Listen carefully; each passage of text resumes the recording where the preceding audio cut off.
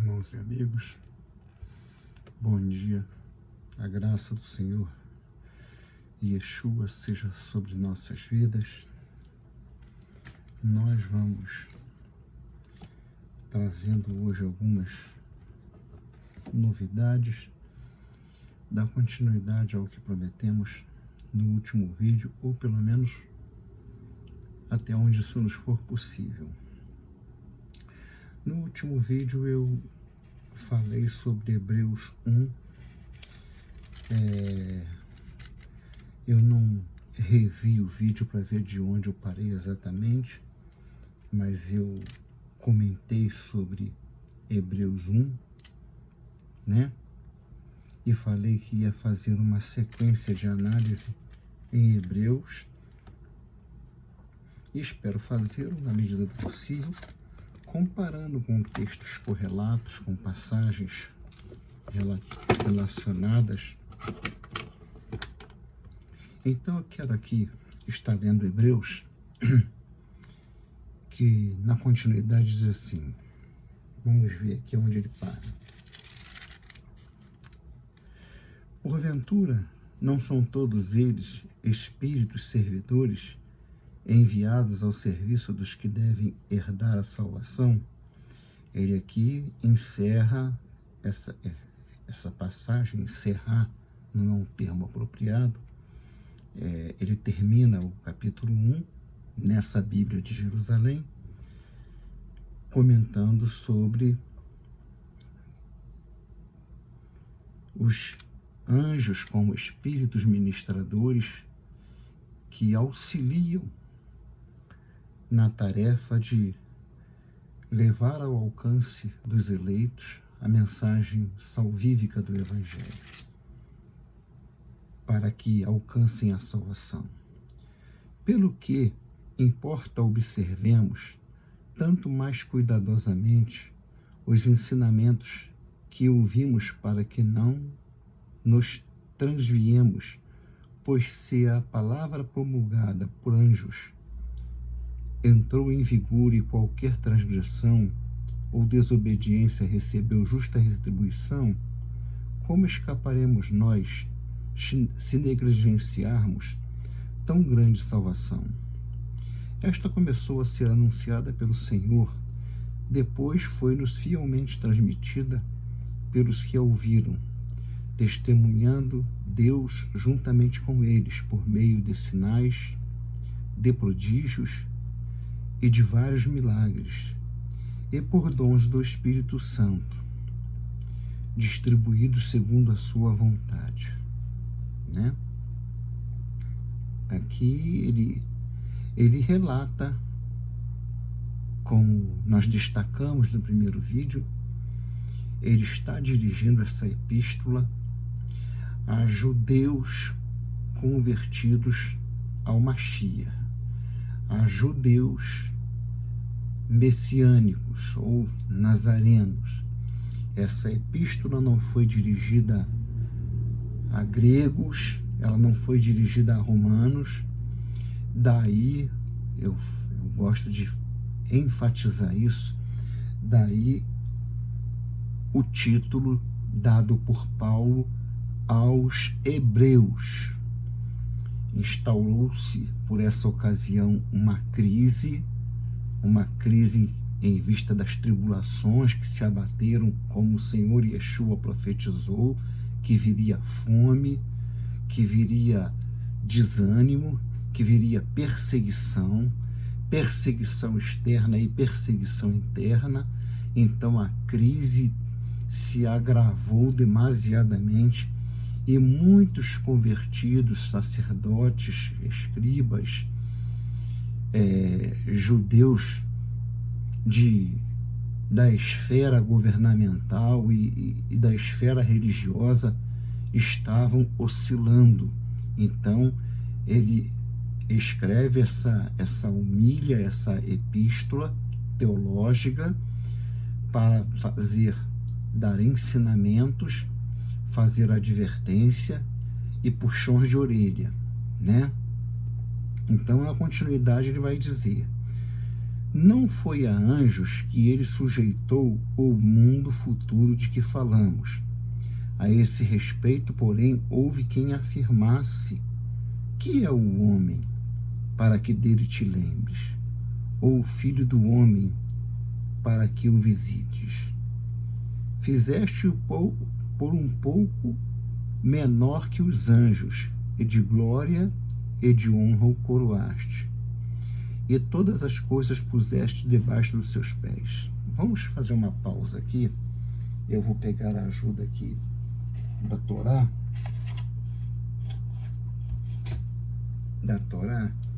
Isso aí é Salmo 8.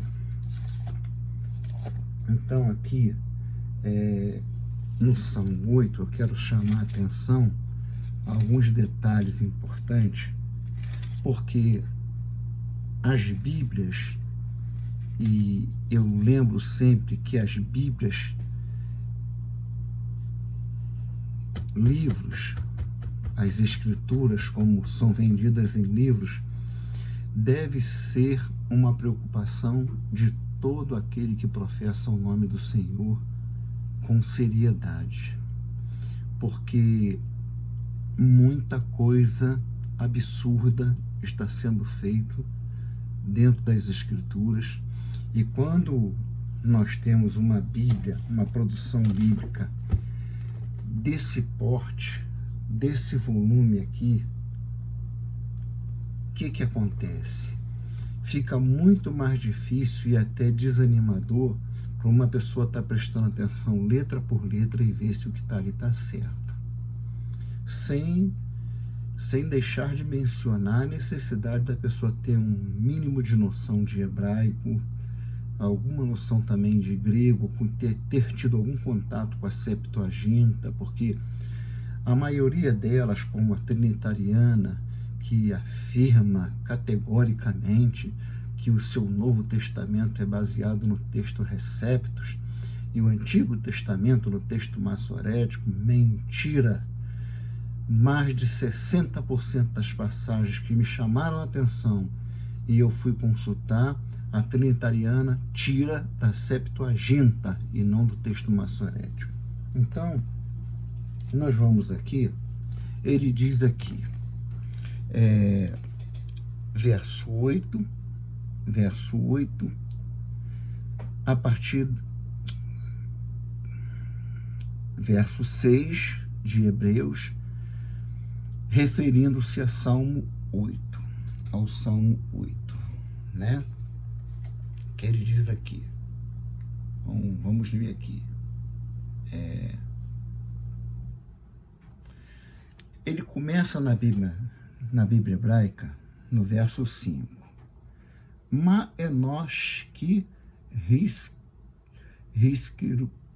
riskernu, ou risklenu, né? Ma enosh ki risklenu, vê bem Adão, que tefiquedenu, né? O que é isso aqui? O que eu li aqui? Ma é o quê? O quê? Agora, homem aqui, ele usa a expressão Enosh e não Adão. E na continuidade, ele vai dizer bem Adão, filho do homem, né?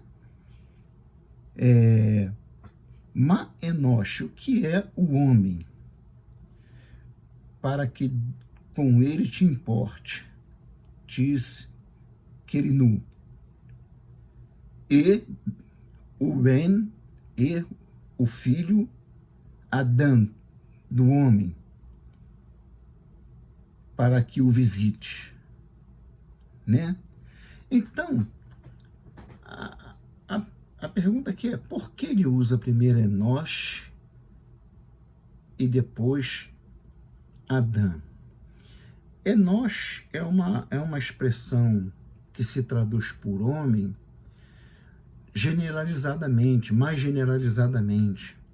O homem, eu diria que fora do escopo religioso de Israel, mesmo sendo aquele homem aquele homem que não se compara mesmo ao hebreu que não levava Deus a sério, como foi na maioria dos casos. E na sequência ele diz, e o filho do homem, o Ben Adão, né? Aí ele faz uma referência à descendência, e aí nós devemos nos lembrar da questão da genealogia em Mateus e Lucas, que vai uma nos trazer a genealogia de Yeshua, de Adão, e outra, se eu não me engano, de Abraão, né? A importância aqui é para chamar a atenção desses detalhes, que na Bíblia em português não vai fazer diferença e não te permite você já pegar um gancho teológico, né? Na sequência, ele vai dizer o seguinte,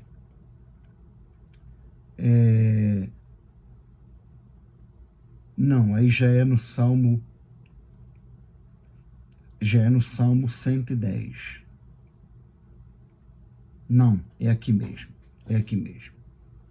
Pois um pouco menor o fizeste do que os anjos. Então, ele diz aqui, fizeste por um pouco menor que os anjos, e de glória e de honra o coroaste, e todas as coisas puseste debaixo dos seus pés. A palavra anjo aqui, nós deveríamos esperar uma outra expressão no hebraico, como diz lá no verso 16. No verso 16, agora tem que pegar a peshita aqui. No verso 16, ele vai dizer,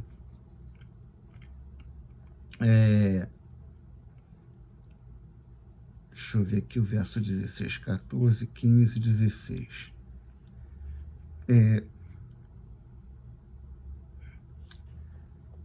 Meler é a palavra para anjo, né?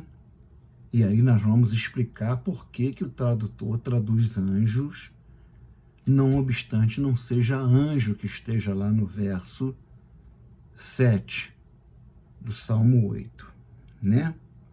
Aqui no verso 16, ele, com eles e não Amelachim, Ha-Malachim, anjos, plural de anjos. Meler é anjo, Malachim, plural de anjos. Por que eu disse isso? Porque na Bíblia hebraica, ele não vem dizendo um pouco menor do que Malachim, mas sim me Elohim. Normalmente, conceitua-se que Elohim é a palavra para Deus, não é o nome de Deus. Elohim é a palavra para Deus. Bereshit bara Elohim, né? Está lá no Gênesis 1. No princípio criou Deus os céus e a terra. Bereshit bara Elohim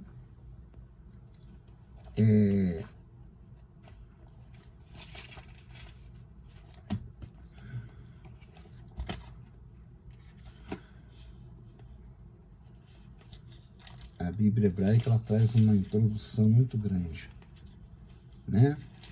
Então, por que ele coloca Elohim ali, né?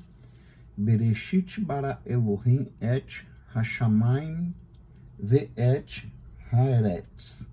No princípio criou Deus os céus e a terra. O Deus criador é chamado de Elohim. Só que o termo Elohim, duas expressões principais, duas que podemos classificar como principais, denotam o acusativo Deus no texto, na oração, na frase. Mas o termo Elohim também pode se referir a seres celestiais. E é isso que acontece no Salmo 8. É isso que acontece no Salmo 8. Né? Um pouco menor o fizeste, a tradução seria do que Deus. Mas se é do que Deus, porque de fato, Yeshua é um pouco menor como presença humana na Terra do que Deus, embora seja Deus. Mas menor em que sentido? Que Deus, em todo o seu esplendor, em toda a sua glória, não poderia e não devia se manifestar entre os homens, andar entre os homens.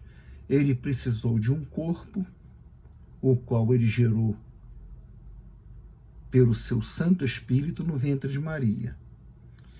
Mas é inegável que Yeshua é o próprio Deus.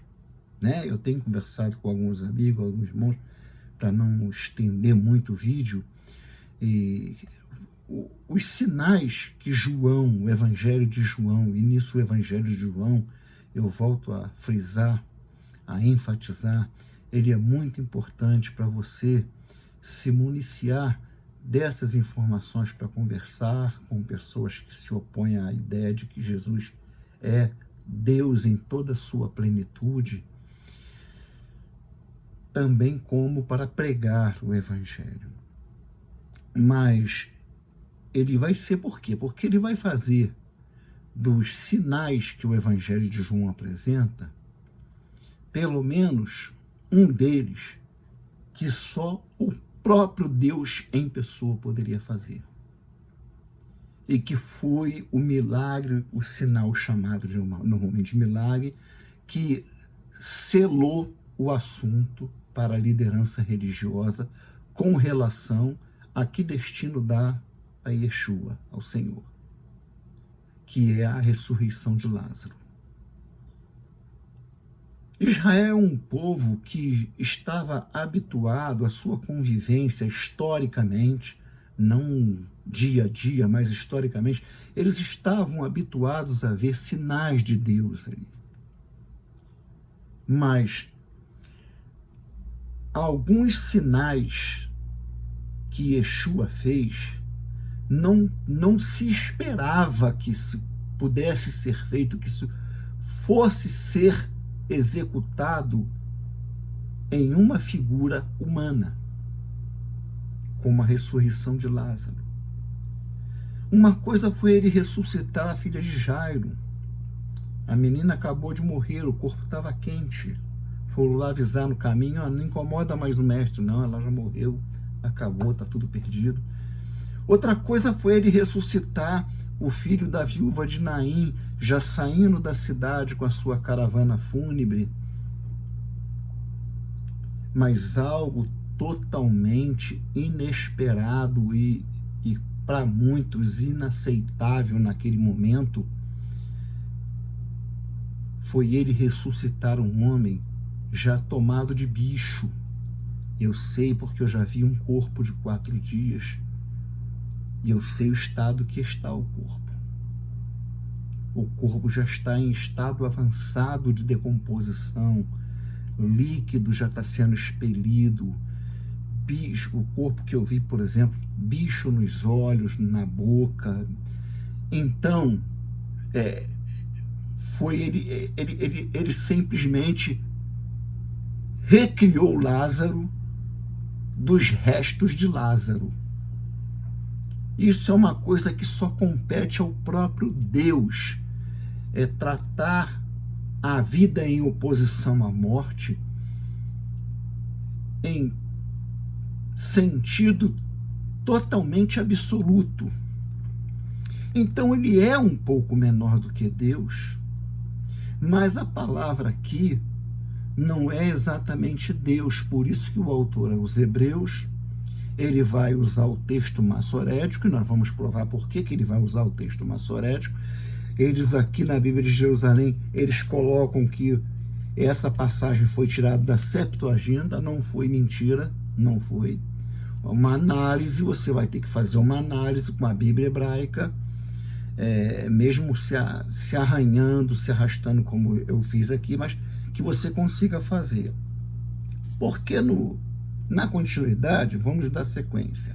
Deixa eu ver aqui se eu não estou deixando nada para trás. Que na continuidade, colocaste, diz ele, e todas as coisas puseste debaixo dos seus pés. Se Deus lhe submeteu todas as coisas, Hebreus 2, verso 8, nada deixou que lhe ficasse submisso. Agora, porém, ainda não vemos que tudo lhe esteja submisso. Vemos, todavia, Yeshua, que foi feito por um pouco menor do que os anjos, por causa dos sofrimentos, da morte, coroado de honra e de glória. Aqui essa palavra no hebraico, coroado de honra e de glória, é uma referência à formação dele no útero de Maria. Ele já é santo desde a fecundação. Ele não compartilha da natureza pecaminosa do homem. Por isso, se aquele senhor lá, que se diz ex-adventista, mas prega adventismo, combatendo o adventismo, aí fez debochinho de mim, então quer dizer que seu Deus morre. Não dá para mim, em vídeo, conversar com uma pessoa. Se algum dia eu tiver condições de fazer live, eu tiver uma câmera, a coisa vai ser diferente. E eu conversava com ele pelo computador, ele estava online falando comigo, lendo o que eu escrevia e fazia deboche. Quer dizer, ele me atacava e eu não tinha direito de defesa, né? Então, o que acontece? Um pouco menor do que os anjos, por causa dos sofrimentos, da morte, coroado de honra e de glória, é que pela graça de Deus provou a morte em favor de todos os homens. Aqui eu chamo a atenção para uma chave hermenêutica, tá? O brasileiro, quando lê alguma coisa referindo-se à bênção, à salvação, a favorecimento de Deus, e ele lê a todo mundo, a todos os homens, a mentalidade brasileira faz ele ter aquela ideia de que não, Deus desejaria pegar a humanidade da terra e transportar para o céu. É que o homem não quer. Não é nada disso. Nunca mais fale essa besteira, não faça essa vergonha ao Evangelho e ao Senhor Deus a quem você diz que representa. Procure ter o entendimento das Escrituras, procure ter um entendimento teológico, um entendimento coerente. Ele está falando aqui a todos os homens, e nós vamos ver a todos os homens dos eleitos de Deus, segundo a promessa de Deus feita a Abraão. Tá bom? E prova disso está aqui Paulo tratando também em Romanos, capítulo 4, né? Capítulo 4, verso 13, ele diz assim, capítulo 4, verso 13, de fato, não foi mediante a lei que se fez a promessa a Abraão. Olha, é Abraão o foco. É a sua descendência de ser o herdeiro do mundo, mas por meio da justiça, da fé. Porque se os herdeiros fossem os da lei, a fé ficaria esvaziada, está aqui nessa tradução, e a promessa sem efeito, né? Verso 16, no verso 16 diz, por conseguinte a herança vem pela fé para que seja gratuita e para que a promessa fique garantida a toda a descendência. Descendência de quem? De Abraão, não é a raça humana, não é o Brasil, não é a Rússia, não é os Estados Unidos, não é a Alemanha, é a descendência de Abraão, é disso que se trata, é disso que Deus cuida, foi para isso que o Senhor Yeshua veio, pregou, andou, sacrificou, se derramou seu sangue. Não só a descendência segundo a lei, mas também a descendência segundo a fé de Abraão, que é o pai de todos nós. Que todos nós é esse aqui? A humanidade? Não. Quem tem fé, mas é católico? Não. Quem tem fé, mas é espírita? Não. Quem tem fé segundo o Evangelho, segundo as Escrituras. E no verso 18, eu arremato. Ele, esperando contra toda a esperança, creu e tornou-se assim pai de muitos povos, conforme lhe fora dito, tal será a tua descendência. Então, aqui, nós vemos que, quando ele fala aqui, que porém nele a minha confiança, convinha de fato que, pela graça, provou a morte por todos os homens. Sim, foi aqui que eu parei. Convinha, continuando, né? Vamos em frente. Verso 10.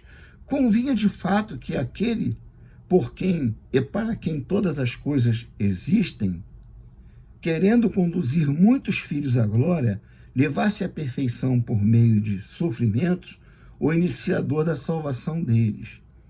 Pois tanto o santificador quanto os santificados, todos descendem de um só.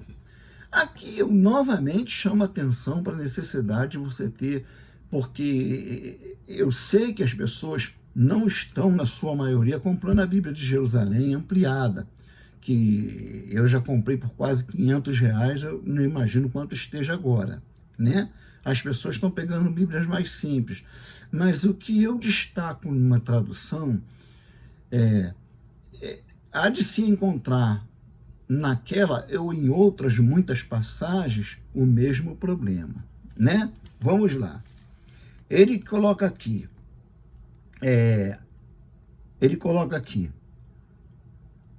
todos descendem de um só.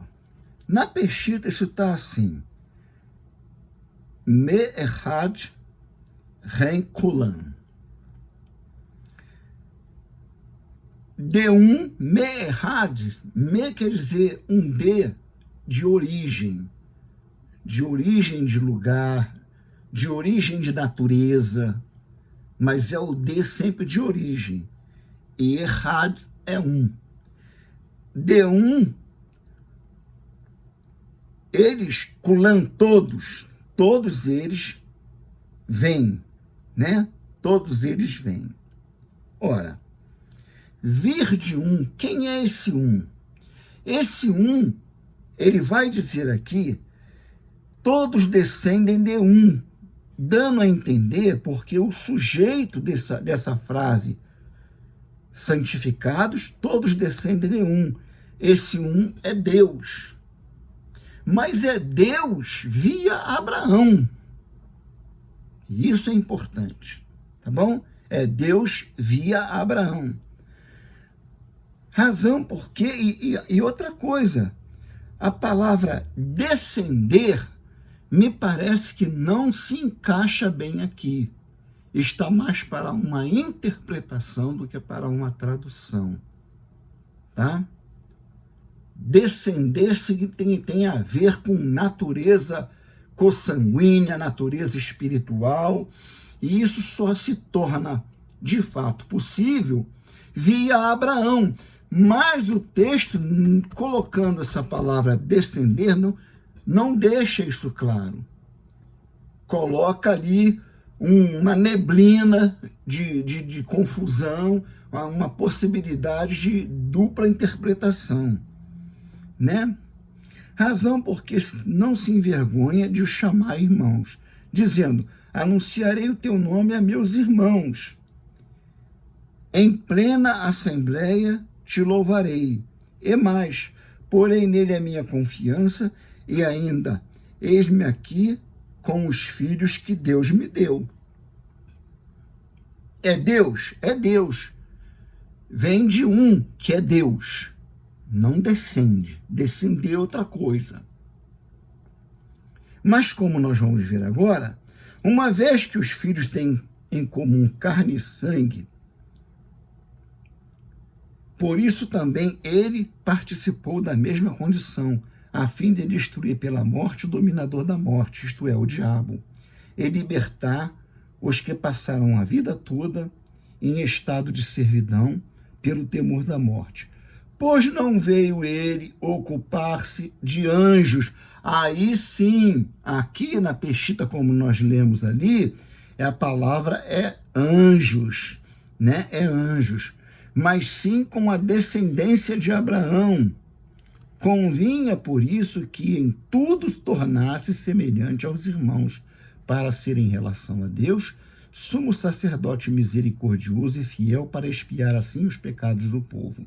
Pois tendo ele mesmo passado pela prova, é capaz de socorrer os que são provados. E esses são, não todos, não a humanidade, mas como Mateus nos destaca, lá no 15:24, aquela passagem da mulher cirofenícia, né? Ela vinha gritando atrás de Jesus: Senhor, tem misericórdia de minha filha que está terrivelmente endemoniada. E ela fazia muito tumulto, e às vezes, para Deus te ouvir, faça tumulto, tá? Faça tumulto. Ela fazia muito tumulto, de forma que alguns apóstolos se aproximaram do Senhor: Senhor, atende ela que ela está arrumando problema. As atenções estão se voltando para ela e não para o Senhor. E a resposta do Senhor para eles foi o seguinte: eu não fui enviado senão as ovelhas perdidas da casa de Israel. Uma referência à descendência de Abraão. Uma referência à descendência de Abraão. Que ela vai provar ser. Por isso que Paulo em Romano diz: não só os que são da lei, mas os que são da justiça da fé. Ela se enquadra nessa classe. Ok? Então, assim, nós fizemos aqui o nosso trabalho no capítulo 2 de Hebreus. Eu espero que seja de bom proveito, que seja útil, que possa acrescentar conhecimento, edificação, se foi esse o caso. Permitindo Deus, nós continuaremos. Agora eu quero dar uma palavra aos irmãos.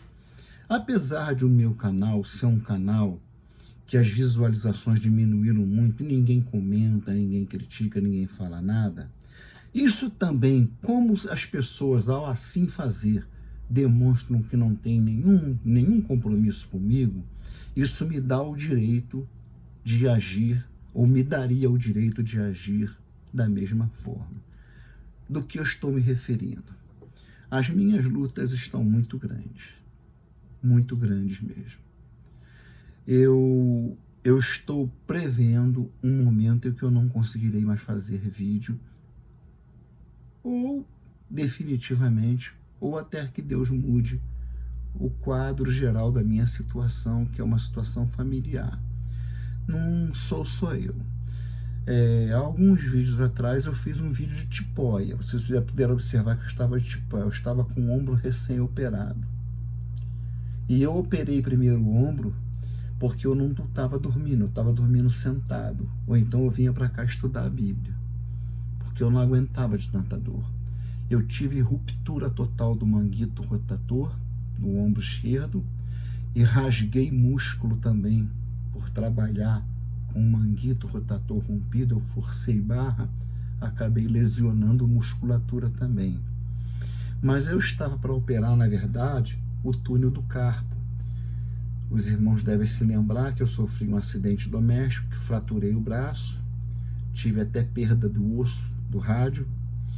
Foi feita uma cirurgia mal feita, eu fiz a segunda cirurgia e agora terei que passar por uma terceira cirurgia. Eu, como todos sabem, eu cuido de minha esposa. Eu e ela sozinho aqui. Às vezes, para mim me deslocar para o centro do Rio para tratar de problemas geralmente relacionados a ela, eu tenho que deixar uma pessoa com ela, que ela não pode mais ficar sozinha. Ela já sofreu um acidente, teve convulsão. Então, irmãos, a coisa está bem difícil para mim. Está bem difícil para mim. E principalmente difícil para mim, para eu estudar as Escrituras, para eu resgatar, porque há muitos anos, há quase 2 décadas que eu não leio Bíblia, ler sistematicamente. Eu leio textos, eu trago questões de cabeça, eu leio as Escrituras há 40 anos, há mais de 40 anos, em diversas, inúmeras traduções. Então eu estou deixando já de sobreaviso, caso aconteça, porque o lapso de tempo não é por descaso, eu já disse isso. É as dificuldades. Tem dia, na quarta-feira eu estava terminando de fazer a comida 1h da manhã, para deixar a comida pronta para ela e para a acompanhante dela, porque eu teria que ir ao centro do Rio, eu teria que ir em Botafogo, no hospital onde ela faz o tratamento, no Instituto do Cérebro, Deolindo Couto. Então, a coisa está assim. E o cansaço, a fadiga, o estresse muito grande, né? E a gente não chega aqui e sai falando as coisas de qualquer maneira, né? A gente procura ter um entendimento nas Escrituras para saber se o que está falando está certo. Quando há uma diferença aqui, o Salmo 8 fala em Elohim, fizeste um pouco menor do que Deus. Só que ali não se lê Deus, se lê seres celestiais. Em certas passagens até homens e anjos são chamados de Elohim, né? Por isso que certa corrente, ou certas correntes judaizantes, dizem que Elohim não é um nome especificamente para Deus, né? Ele é também usado para Deus, mas o nome especificamente para Deus é o tetragrama, né? Que as Bíblias traduzem por Jeová, Javé, Yavé, e tudo isso não passa de bobagem, que aquilo ali não significa coisa nenhuma disso, ninguém sabe o que quer dizer aquele texto completo, porque o tetragrama não é o nome de Deus, é parte do nome de Deus. Foram retiradas letras ali, consoantes, porque nesse tempo não existia as negudote, né? Os sinais maçoréticos. Então se lia no hebraico consonantal, tá bom? Então eu deixo essa palavra aqui para os amigos e para os irmãos, sempre contando com as orações daqueles que intercedem por nós, e se permitir Deus, estaremos aqui fazendo uma leitura em Hebreus 3, haverá momentos que talvez um vídeo só não dê, teremos que fazer em mais de um vídeo, tá bom? Eu vou dar sequência a um outro vídeo, mas não sobre a palavra de Deus.